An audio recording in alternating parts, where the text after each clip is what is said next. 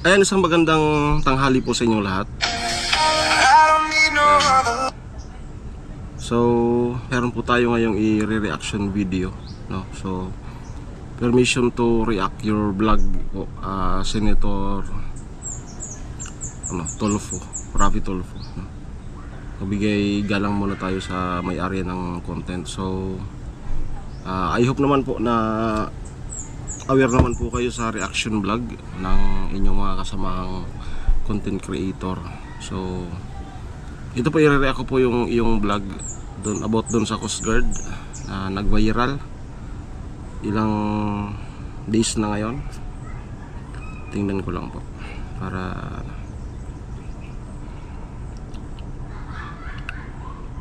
napaka saklap naman na pangyayari sa buhay ng magpartner, no? Kapag ganyan ang mangyari. So ang dihado dito is yung babae, ang na agrabyado kumbaga.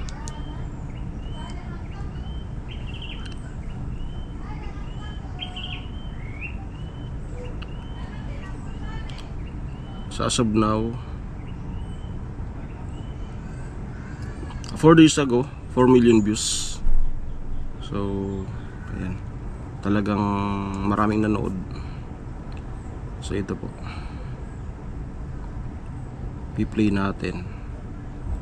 So, bali, hindi ko pa to pinapanood talaga. Okay. Naiiwan lang sa gilid. Ginawa niya akong paikot-ikot. Ginawa niya akong tanga. Pinagluloko niya ako.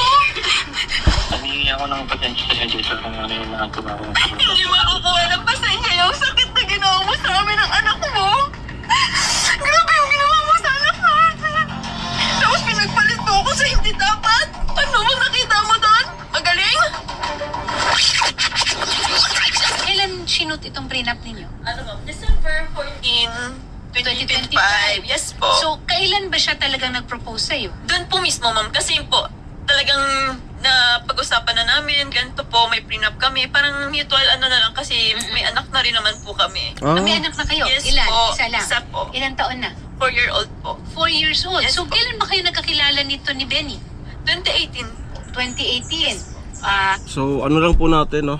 Hindi naman po lahat ng lalong-lalo na yung tropa ng Philippine Coast Guard. Pero lang naman po. Baka iba na yung tingin ng mga tao sa Philippine Coast Guard at sa buong uniform personnel sa AFP, sa mga pulis. Yan, hindi naman po lahat, no? Baka po kasi lahatin yun. Ano lang po, paglilinaw lang kumbaga. Hindi po lahat. Sadyang may mga tao lang talagang ganyan.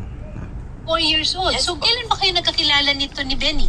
2018. 2018. At nagkaroon kayo ng anak. Saan kayo nagkakilala?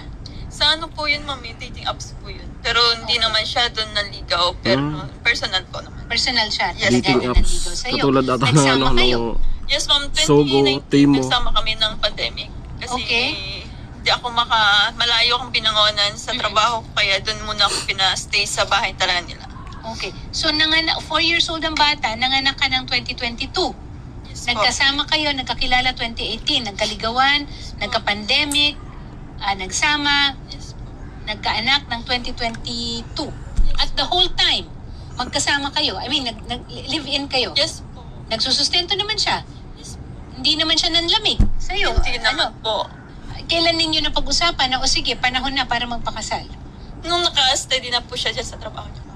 Kasi Coast Guard siya, Yes no? po. Coast Guard Special Service Center. Ano naman kaya ang naging dahilan? Bakit nagbago ang... Hindi ko po alam, ma'am. Sabi niya lang, tinanong ko ang dahilan, may mali ba Yes, ako? Ano ba yung pagkakamali ko? Wala daw, siya lang daw may pagkakamali. Mas mahal na daw po niya yun eh. So may iba? Yes po, nung nalaman ko lang nung May 7, sabi ko, bakit hindi talaga siya makontak, ma'am, ng tuwing gabi talaga, hindi siya nakokontak. Nung May 7 nito, 2 days bago kayo ikasal, Bago na. 2 days bago Yes, ang birthday opo. mo. Hindi na siya makontak. Saan muna dapat ang kasal? Saan ba dapat? simbahan po. Oo, anong simbahan? Sa may St. Andrew po. St. Andrew dito?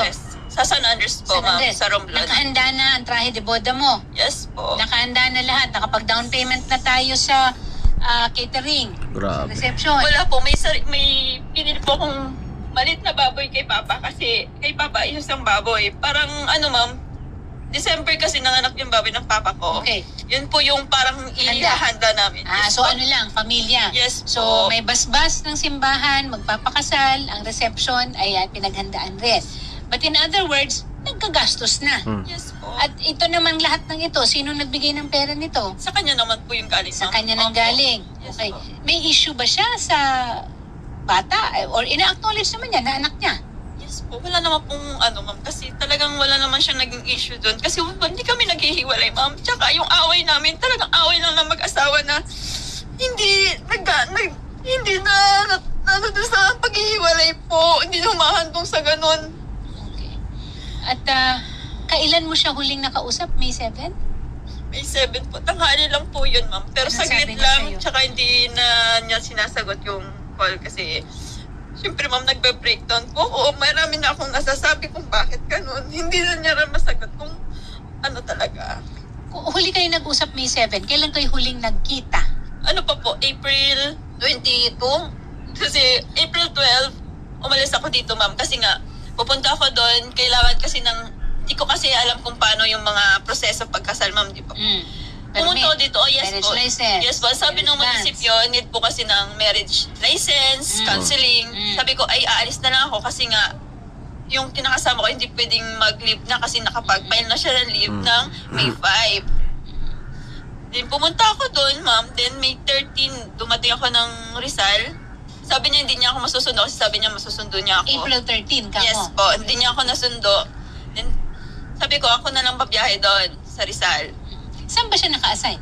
Tagig po. Oh, dito lang pala eh. Sa Akala ko malapit naman na.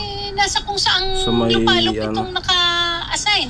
Bagong Okay, bayan? so wala ka bang na matyagan? Wala ka man lang duda na meron Wala siyang po. Dinadaanan Baka pa. nandyan siya sa'yo, baka Lugar cellphone ng Bikutan. cellphone. Nasa cellphone po kasi siya. Pero hindi, kasi ako talaga nagduda, ma'am, na may pa siyang babae na wala talaga. Kasi hindi niya po pinaramdam sa amin na may iba po. The last to know palagi. Ano ba ang gusto mo mangyari ngayon? Mawalan siya ng trabaho. Patay. Okay, ganito yan ha. Tuloy ka. May anak kayo. Yes, Nasusustento naman siya. Yes po. Okay. Ang tinatawag natin dito ay breach of promise to marry. Okay? Yes po. Tsaka, Normally, hindi yan actionable ha, yung breach of promise to marry. Except kung ang mga circumstances nito ay yung Sige na, malapit na talagang kasal at marami nang nailuwal o nailabas na pera. Ayan, nandito yung At partner ko. most, yung may damage. Yes, Kung mga dapat may danyos. Yan yung ano. Alam mo rin naman siguro, Jezebel, hindi naman pwede I-react natin. pagpilitan ang Yes, puso po. at damdamin. Opo, Kung alam ayaw na ko. talagang tumibok para doon. hindi siya pinayagan dun sa trabaho niya mag-leave. Nag-reason pa siya na i-reschedule yung kasal. Oh, Sabi yun niya, pala. pwede bang next year na lang yung kasal? Sabi ko, Ano nakapag-prepare pala na to? tayo lahat. Nakaprocess Wala na? nang kulang. Ikaw na lang yung Dalawang araw na inaantay. Pero ba't daw, ma'am? Ano pong reason daw? Sabi niya po, napag-inita daw po siya sa loob. Tsaka, Alibay na lang. hindi daw siya napayagan mag-leave. Oh, Pero yung totoo. time na po pala noon, nakalip na talaga siya. Tapos, nasan siya? Hindi ko po alam. Itong babaeng ito, sino naman ito? Bagong kilala lang niya? Ano ba? Sabi niya po on call po, January po siya nakilala. January lang nakilala? Yes, Pinagpalit sa Well, 8 years ninyo? Parang lang ma'am, tinapon lang kami sa gilid na, ay parang ayaw na namin, ayaw ko sa'yo, parang napanis na pagkain, na iniwan lang sa gilid. Oliver Tanseco, magandang hapon po sir. Medyo kakaiba po itong ilalapit namin sa inyo kasi personal Yung po ano? na hinaing ito ng isa General. sa mga ating kababaihan who is Kung in a tawag sa was kanila, in a Commodore. relationship with one of Hindi your ako nagkakamali. servicemen. Breach of promise to Official marry yan, po. ng Pero Coast Guard. bukod dyan, meron silang 4 na taong gulang na anak. At ang hihilingin po sana namin kung pwede po bang mamagitan ng opisina ninyo para lang po muna kahit pagharap-harapin lang Ang gusto sila. ng Because they have not babae, spoken tanggal. since yung lalaki po ay nagsabi na ayaw na niya. Actually, nagpa-postpone po siya ng kasal kasi hindi daw pinayagan na mag-leave. But pinapostpone niya 4 na araw bago yung kasal. And apparently po, nagpakasal sa iba. Yes po. Ng May 7. Ano po bang tulong ang pwede nating maibigay? Una po, humingi po kami ng pasensya Matindi. kay Ma'am Jezebel Sagun doon po sa nagawa po ng personal namin na si Apprentice Man Benny Nagata na nakasign po sa Coast Guard Veterinary Service. Una po, hindi po ugali ng isang Coast Guard personnel yung pong mangako at hindi po susundin yung pangako. Kung ano man po ito, maaaring pangako magbayad ng utang o pangako na papakasalan samantalang wala naman pong karapat-dapat na dahilan. Kaya makaasa po kayo, wala po sa ugali ng isang officer and a gentleman yung ganyan pong inasal ng ating personnel. At kung mapatunayan testimonya at ebidensya may pakita na meron pong hindi lang pagsunod sa pangako, meron pong deceit, meron pong panluloko at meron pong hindi pagsuporta dun sa kanyang anak at ganoon na rin po kung meron pong nagawang psychological abuse dun po sa ating nagreklamong si Ma'am Jezebel po, makaasa po kayo ang Internal Affairs Service po ng Coast Guard kung ano po yung nararapat na kaso, administrative po yan, substantial evidence lang po kailangan natin. Paparusahan po natin para po hindi na po gayahin at pamarisan ng iba pang mga Coast Guard. Again, maraming salamat po sa tiwala. Humingi po kami ng dispensa. So gaya nga po ng sinabi ko, sana po ay hindi magbago yung tingin natin sa bayan ng Pilipino, sa tropa ng Philippine Coast Guard o sa police o sa AFP, Army Air Force Navy. Wag po sanang magbago yung inyong tingin kasi mayroong lang naman pong ilan-ilan na ganyan. So sadyang sila lang yung lumagay sa ganyang sitwasyon, kaya mahalas nila. Salamat po sa tiwala. Humingi po kami ng dispensa.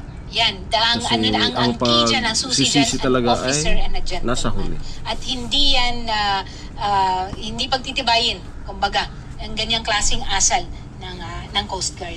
At ang karampatan na magiging, ano ba tawag natin, sanctions, ay ipapataw nila.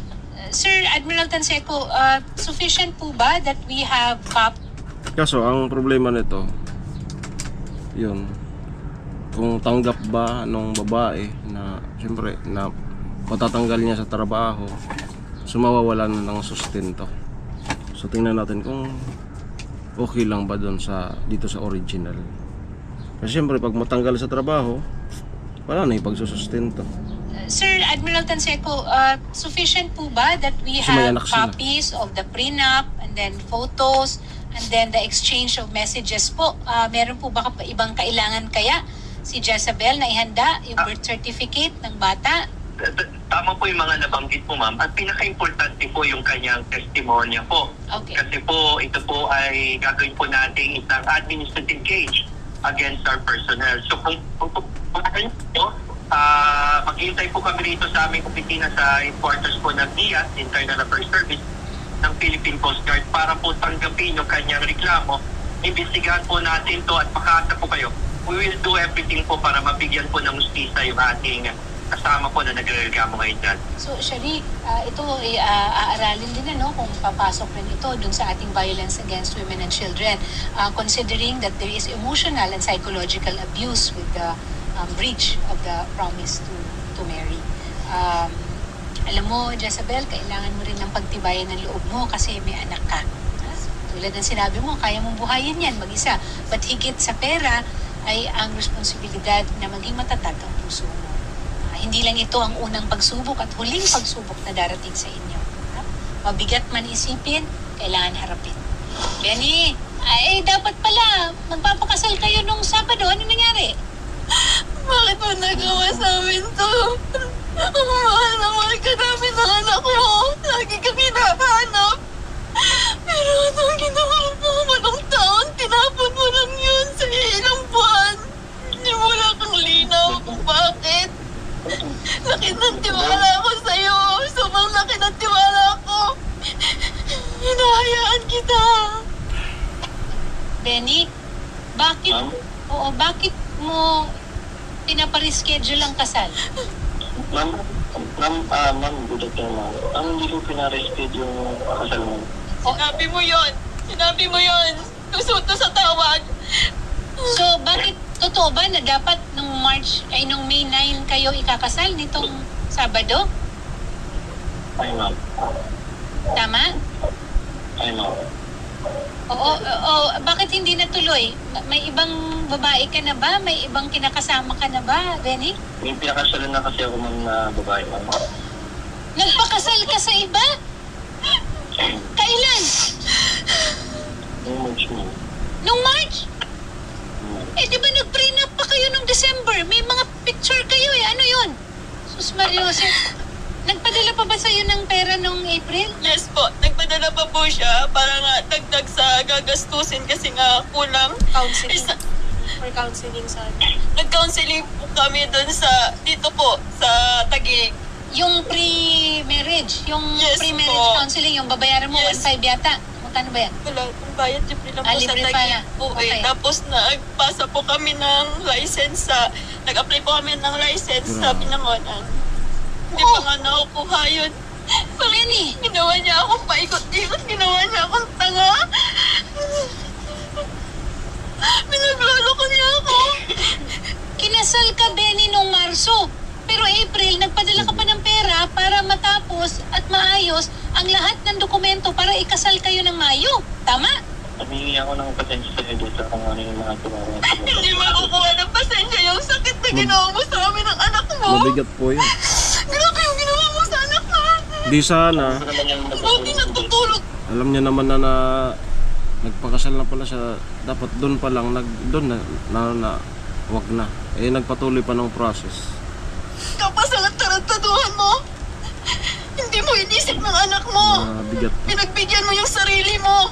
Kaya humingi ako ng pasensya sa iyo. Hindi nga magagawa ng pasensya yan. Alam mo ba, Benny, na napakalalim at napakaseryoso nito na ginawa mo? Kasi may fraud, may pagkukunwari, may deceit, may panluloko. Buntis ba yung pinakasalan mo? Ma'am, akala ko buntis na namin kaya hindi na siya nandyan kung pinaluto niya yung kasal niya sa amin, ma'am. Be, Akala buntis. be, akala lang pala buntis. Nakakatawa.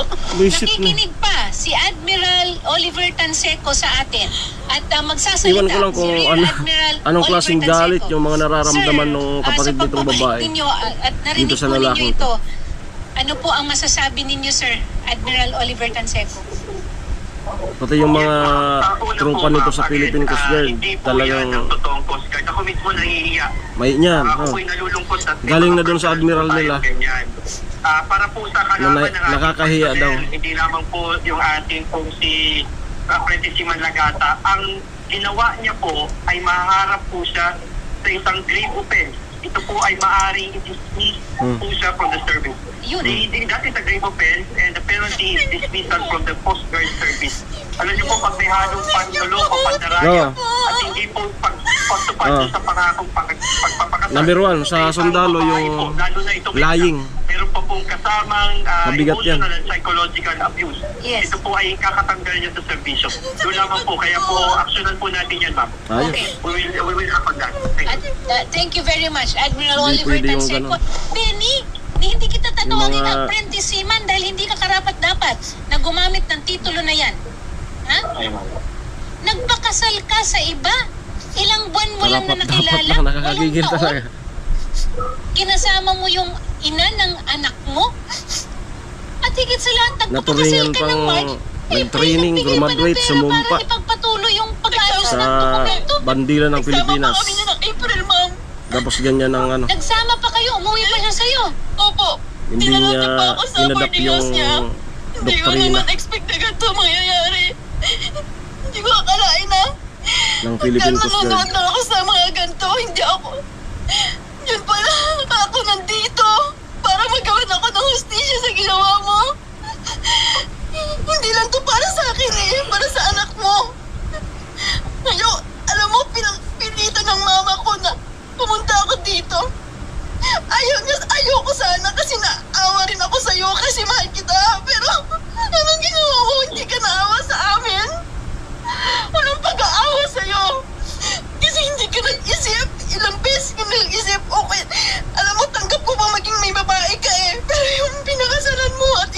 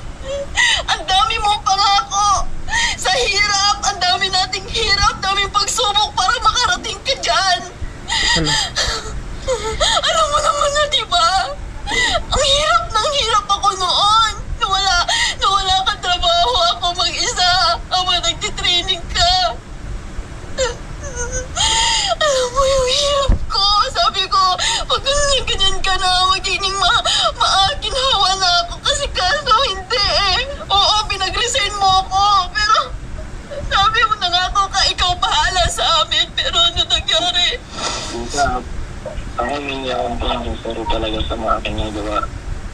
So ano yung mga nangyari sa akin, hindi ko talaga sinasadya. Hindi So kaya mo talaga. sinasadya. Nakakatawa ka ba? Hindi mo sinasadya. Hindi mo sinasadya pero ginawa mo. Hindi ka nag-isip. Ano pong sabi, sir, ng babae nyo ngayon, sir? Alam ba niya yung pinakasalan mo Alam na niyo, may... ma'am, paano kami nakahapong hindi niya alam? Paano kami naka-private ko hindi niya alam? Sabihin mo ng totoo, nandito na rin naman eh. Yung misis nyo pala, sir, misis nyo na ngayon, ano pong sinasabi niya, sir, and aware ba siya, sir, sa situation niya, sir? Ma'am, at wala po siyang alam, ma'am. O, di- Yung nalaman lang siya, gumawa siya ng may dami akot na ano sa kanya, ma'am. So, dalawang babae ang niloko mo? Nagkunwari ka na wala kang responsibilidad sa buhay? Nanligaw ka siyempre. ng babae na Di naman- pinakasalan di mo? naman, Dahil akala mo buntis? Tama ba? Denny, Ayun, ma'am. ba't mo pinakasalan yung babae? Ilang buwan lang kayo wala magkakilala? namang babaeng So, payag ng akala mo ganyan. buntis? Tama ba? Yun yung sinabi mo kanina? Jessa, ikaw, anong masasabi mo dyan? Sige. Alam niya ka. Ano ba? Nambubo mo talaga. Nandadali mo talagang mauto. Kahit kailan. Lagi nga kitang naanay.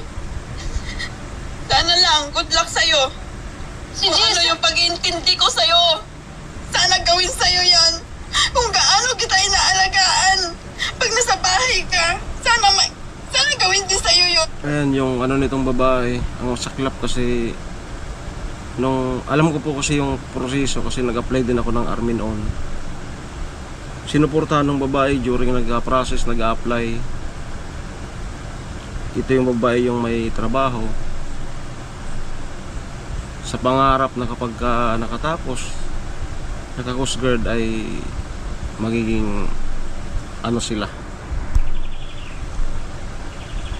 Kumbaga magiging panatag na sa buhay. Pero nakakalungkot kasi yung lalaki iba yung utak. Sa bahay ka, sana gawin din sa'yo yun. ikaw ba nagpaaral, Jessa, kay Benny para maging Coast Guard? Ano mo, ma'am, sa Coast Guard? Oo. Nag-training po siya, ma'am. May hirap, may outang po kami sa papa niya, sa mama ko.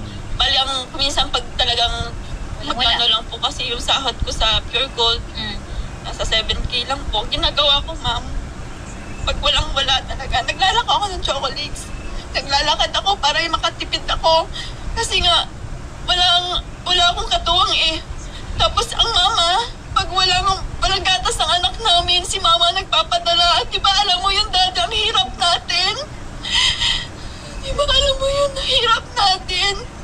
Ang sabi ko para kay mama, kahit kabit na lang ako eh. Pero hindi. Sabi na mama, huwag mong gawin yan sa'yo. Maging matino kang babae eh. Bakit mo gagawin yan? Tapos pinagpalit mo ako sa hindi dapat. Ano, nakita mo doon? Magaling? Sir Benny, may huling mensahe ka na lang po bago po natin tapusin ito kay Jezabel. Mani Jessa, patuloy mo talaga ako sa mga nangyari. Hindi ko talaga, Jessa. Tuwari mo talaga ako. Di intensyon. Sir, alam mo sir, nakaka-insulto kasi yung hindi mo intensyon, hindi mo sinasadya. Sir, mas nakaka-insulto kasi pag ginagamit niyo po yung mga words na yan, ano. Kung gusto niyo po humingi ng sincero na pagpapatawad, sir, siguro tanggalin niyo po yun. Kasi I know naman, sir, lahat kami dito, alam na, sir, intensyon mo yun. Okay? So, mag-sorry ka, humingi ka ng sincerong pagpapatawad dito kay Ma'am Jezabel, sir. Jessa, patuloy mo sa aking nagawa. Parang ano naman. Parang nagbabasa ka lang na kailangan patawad agad. Ma'am, sa office po ni Admiral Latanseco, ma'am, ipaharap din po natin siya doon. Okay? Yun nga, ma'am, tignan na lang natin na sa isang positibong side, ma'am, hindi kayo kinasal. Nailigtas Hindi ka mo sa siya kanya. deserve. Hmm. Deserve mo ang mas Ligtas ka. mabuting lalaki. Ha? Nakawala ka sa ganong relationship, ma'am. Yan. Hindi sa ganyan kahina ang pagkatao. Salamat po, ma'am, ha? Salamat po, magandang hapon. And salamat din po, Sir Lakasan mo Lenny loob. Nagata. Ayan, so tama nga naman. Kapag halimbawa talaga hindi talaga kahit anong tagal, tapos mayroong mga dumarating na parang pag hanggang mga ganyan katulad nga niyan. So hindi, buti na yon kasi baka kung ano pa, nagsama sila, kung ano pa yung mas pinaka-the worst na gawin, no? At papatawarin ulit-ulitin na naman. So ay nakakababa sa ano lang tropa ng Philippine Coast Guard. So alam kong ano, nahihiya kahihiyan yan na bahiran ng ganyang ano yung Philippine Coast Guard. So again, hindi po lahat, no, pag ganyan ng ugali sa lahat ng ano, may mga mangilan-ilan lang naman talaga. Siguro nagpalamon ng kanyang trabaho, Coast Guard ako, mabilis akong maka-attract sa babae. So linamon siya ng ganon. So magbago man, wala na sa serbisyo. Ayan. So mag-aanap siya ngayon ng ano, trabaho kasi talagang tatanggalin ng ganyan. Tanggal yon. So yun lamang po, ang bigat sa parte ng ano, sa parte ng babae. Ang saklap. Ramdam ko na yung ganyang magsama kayo sa ginhawa, sa walang-wala, magkakaroon. Ramdam ko na yan. Hindi naman natin maano yung mga taong ganyan. Kaya nasa huli ang pagsisisi. So kailangan, kung sino yung kasama natin sa hirap, siya pa rin yung gugustin natin makasama kapag tayo'y maginhawa na. Halos mababaw yung luha ko na parang ramdam ko yung bigat ng dinadala ng babae. Ayan. So ayan, Senator Tulfo, dun sa mga staff, so pinag-react ko po itong vlog ninyo. Kikita-kita ko, sana nung isang araw ko pa ito i-react. Kaya ang ginawa ko, di ko muna pinanood, nakikita ko lang yung thumbnail para talagang yung ngayon lang, para yung reaction ko talaga ano. Ayan, so sana sa mga tropa pa dyan, AFP, Police, Coast Guard, BGMP, o ano pa mga ano, unit, yung mga may ganyang sitwasyon, huwag nyo nang ituloy. Yan ang masasabi ko. Ayan, Alamid Striker po, maraming salamat. Bye bye. Saludo po sa lahat ng ano, huwag po kayong mag-alala, huwag po kayong ano, lilipas din yan at mapapatawan naman ng karampatang aksyon ang inyong kasamang tropa na nagpababa ng moral ninyo. Okay, bye bye.